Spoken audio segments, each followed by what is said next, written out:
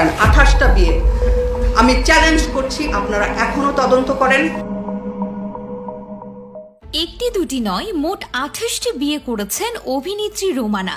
ভাবতে পারছেন 28টি স্বামী? হ্যাঁ ভিউয়ার্স, এবার 28টা স্বামী নিয়ে মুখ খুললেন অভিনেত্রী রোমানা। 28টা বিয়ে কোথায়? আপনারা এত বছরে তদন্ত। প্রতারণা ও অর্থ আত্মসাতের অভিযোগে 2021 সালে গ্রেপ্তার করা হয়েছিল মডেল ও অভিনেত্রী রোমানা ইসলাম স্বর্ণাকে। এমনকি সে সময় 28টি বিয়ের অভিযোগও উঠেছিল অভিনেত্রীর বিরুদ্ধে। অবশেষে বিষয়টি নিয়ে মুখ খুলেছেন তিনি। সোমবার রাজধানীর সেগুনবাগিচায় ক্র্যাব মিলনায়তনে এক সংবাদ সম্মেলনে নিজের বিরুদ্ধে ওঠা সব অভিযোগ নিয়ে কথা বলেছেন রোমানা।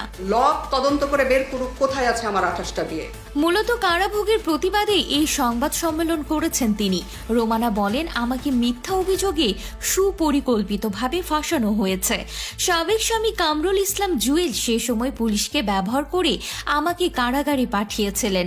সে সময়কার ডিবি প্রধান হারুনুর রশিদ, স্বরাষ্ট্রমন্ত্রী আসাদুজ্জামান খান এরা ষড়যন্ত্র করে গ্রেপ্তার করিয়েছিলেন এই অভিনেত্রীকে। শুধু তাই নয়, মামলা সহ 28টি বিয়ের অপপ্রচার চালিয়েছিলেন তার সাবেক স্বামী। তিনি বলেন, এসব অভিযোগ ভিত্তিহীন। আজও এসব অভিযোগের প্রমাণ তিনি দিতে পারেননি। আমাকে যেভাবে মিডিয়ার সামনে উপস্থাপন করা হয়েছিল সেসবেরও কোনো প্রমাণ দিতে পারেনি জুয়েল। সংবাদ সম্মেলনে অভিনেত্রী বলেন, 2019 সালে যখন আমার কেরিয়ারে সুসময়, তখন জুয়েলকে বিয়ে করি। তিনি আমার দ্বিতীয় স্বামী ছিলেন। আগের বইয়ের কথা গোপন রেখে সে আমাকে বিয়ে করে।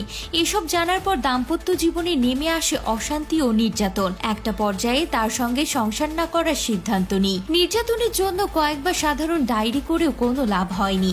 বিয়ের আগে বলেছিল অভিনয়ের অসুবিধা নেই, কিন্তু বিয়ের পর জুয়েল আমাকে অভিনয় করতে দেয়নি। তিনি আরো বলেন, বিয়ের পর মায়ের বাসায় থাকতাম। একবার আমার প্রথম ঘরের সন্তানকে শুটিং থেকে অপহরণ করে। আওয়ামী লীগ নেতাদের মাধ্যমে বিভিন্ন সময় হুমকি দিত।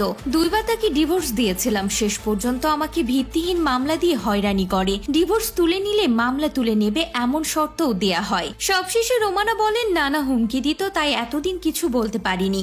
সরকার পতনের পর দেশে এসেও কিছুদিন অসুস্থ থাকায় এই বিষয়ে কথা বলিনি। এখন কোনো মামলা করিনি, তবে শিগগিরই এ বিষয়ে সবাই জানতে পারবেন। আর এটাও নিশ্চিত করলাম যে আমার 28টি বিয়ে হয়নি, সবই আমাকে ফাঁসানো হয়েছে।